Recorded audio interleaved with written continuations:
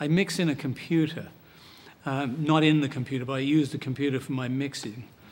So I don't use a digital console.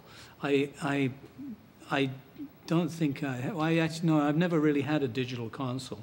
I was tempted, but they were very, very expensive when they first came out. So I sort of shied away from it and stayed in the analog domain as far as the mixing went. But I've mixed to a digital source, like a hard drive or a digital tape recorder for, geez, 30 years now. I started in '80. And that I found extremely helpful because I was always, this is going to sound strange, but I was always upset about the fact that when I played my mixes back on analog tape, they never sounded the same as when I just recorded them, and it bugged me.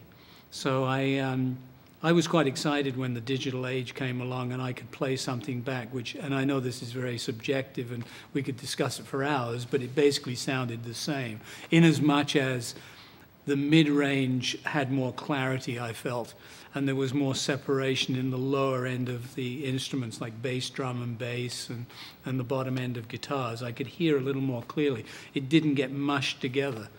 So that was a pretty exciting time for me, and because it took a long time to develop. I mean, when I look back on what we first started working with, it wasn't really accurate enough, even though I felt it was a step in the right direction. But I hung in with it and went through maybe 20 or 30 different incarnations of digital recorders.